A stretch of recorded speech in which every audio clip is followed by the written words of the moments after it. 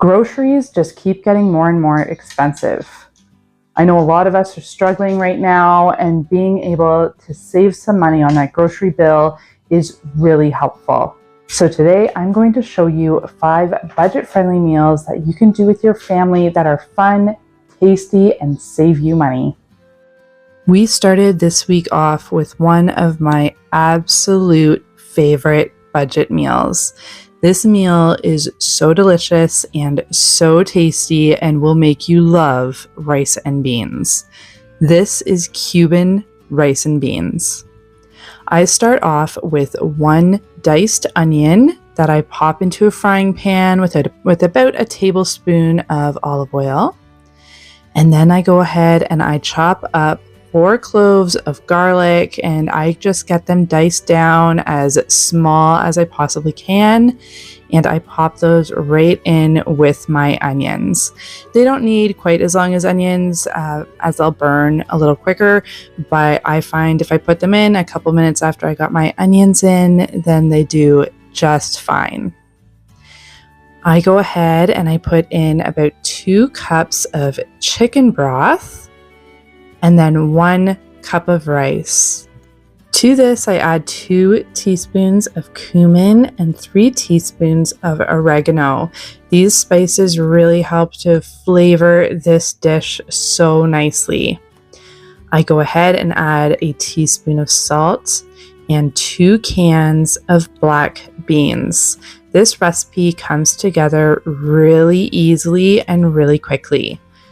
So I'm just going to let the rice and the beans simmer in that broth until they are nicely cooked and that rice has soaked up all that flavorful broth. And while that is happening, I am going to chop up a handful of collard greens. And I dice these up into smaller chunks just so that they're mouthful pieces. And I just stir it into this warm dish and let it wilt down. You can top this with a little bit of cilantro, and I also served it with some frozen vegetables on the side. I guarantee this dish is a hit. It was so yummy. Moving on, this is a dish that both my children and my husband really enjoyed. My daughter asked for it again the next day. So it was a good thing that we had leftovers. I did this dish because I have a lot of pineapple zucchini that I am looking for creative ways to use up, and this was the perfect dish for that. This is Hawaiian chicken. So I am doing this as a sheet pan meal. I diced up 2 onions and put 1 onion on each pan. Now, traditionally, you would use peppers on this dish. However, I had this asparagus that was getting quite old and a little wrinkly and really needed to be used up. So I used asparagus instead of peppers on this dish, and it turned out just fine. It was quite tasty, so I don't think there's much of a problem subbing out peppers for asparagus if you need to or want to. Then I took 4 chicken breasts and put 2 diced chicken breasts on each sheet pan. You'll want to dice these chicken breasts up into 1 to 2 bite pieces. Once that's done, you're going to spread these out evenly over your sheet pans. Now, if you don't want a big mess to clean up off of your sheet pans, you can always line these with some aluminum foil and you'll have the same effect. When this is done, you're going to go make your sauce. This is a really easy and really delicious sauce. Start off with 1/2 cup of pineapple juice. To that, you add 1/3 cup of olive oil, 1/3 cup of brown sugar, 1/4 cup of soy sauce, 1/4 cup of ketchup, 1/4 cup of sweet chili sauce, and a teaspoon of ginger, a teaspoon of onion, and a teaspoon of garlic powder. When that's all added in, you're just going to whisk it all up to get it nicely combined. If you enjoy budget meal content or saving money in the home, make sure you go to check out my channel. I have so many ideas there for you to help you save tons of money. Once that sauce is fully combined, you're just going to spread it evenly over your sheet pan dishes. So after this, you can also stir it to get it nicely combined. I also put some of my pineapple zucchini on the sheet pans. You can do this, or if you're not huge pineapple fans, you can leave this part out. You are then going to roast these at 350 degrees for 25 minutes. This gave like a sweet sour chicken. It was so yummy. You can serve this with rice, with pasta, or as we chose to do, we served it with some boiled potatoes. Very budget friendly and very, very tasty.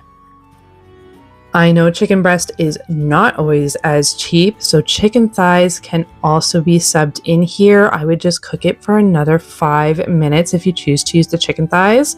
But the nice fatty chicken thighs would also make a very delicious add-on to this and even more budget friendly.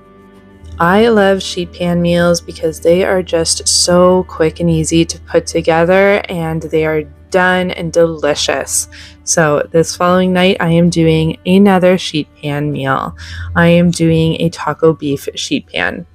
So right now I diced up 1 onion and got it on my sheet pan. I used 2 russet potatoes and I diced them up to bite-sized pieces. And then I took a good couple of handfuls of Brussels sprouts and I got the ends taken off and chopped them in half. I used 2 tablespoons of olive oil, a couple teaspoons of salt. I sprinkle over 2 teaspoons of cumin. I love cumin. It is one of my favorite spices. When you are cooking budget meals, having them properly spiced is so important. I also use 2 teaspoons of garlic and 2 teaspoons of chili powder. Having properly spiced dishes can make the difference between having bland dishes or having dishes that you absolutely love. So make sure that you have a good stocked spice cabinet. So to this, I am adding some canned stewing beef that I have.